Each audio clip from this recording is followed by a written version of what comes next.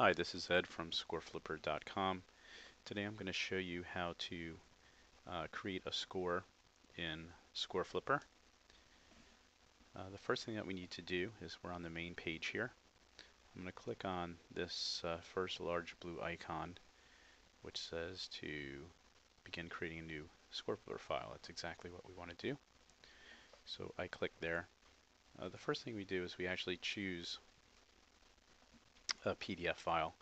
So I just have some generic files here. Let's pull up this one's 4-pager. As you can tell, it's 4 pages. Doesn't really matter what the name of it is. That's going to get renamed as we go. So I hit upload PDF, and here I have an opportunity to put in the name. I'm just going to call this test piece.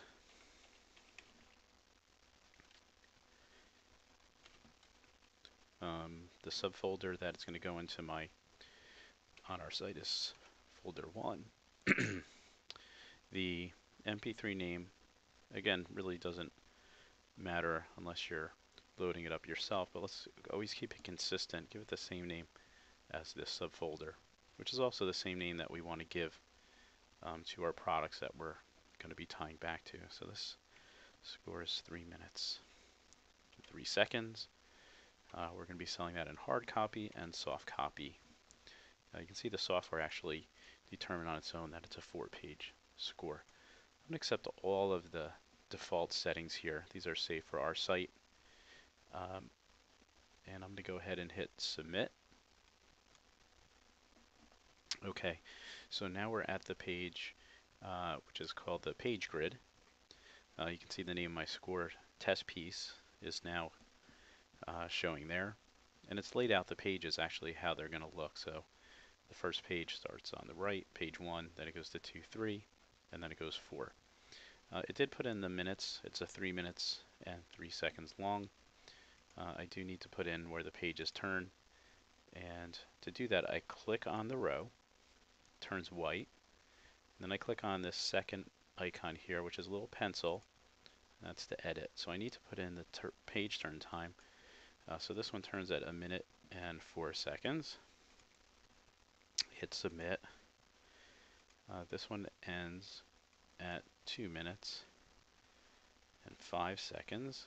I hit submit, and then we're all ready to go. If this score had some repeats, I would click on the plus button.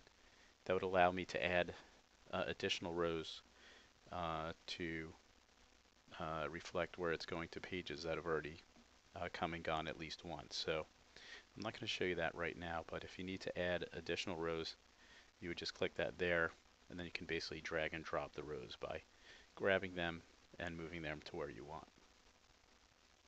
So I'm going to go ahead and hit submit. I don't think we have any errors on this one. If there were some errors, they would show over here.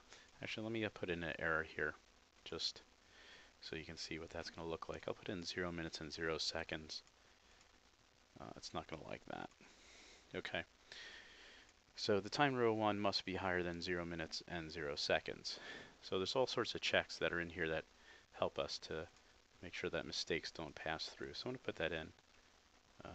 Forget what time it was. 1 minute and 5 seconds. Submit. Okay. So now we're ready to submit the entire form. It's thinking. Okay. So our files have all been created. I can either download this as a zip file, or I can move it to the site. I like to move it to the site, like the path of least resistance. I'm going to go ahead and associate an MP3 file with this, medium.mp3. That's going to get renamed, as I mentioned. And I hit upload.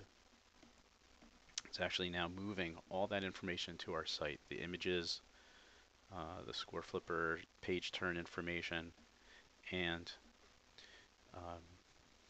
the MP3. So you can see here's the MP3 was moved. It's now called 1.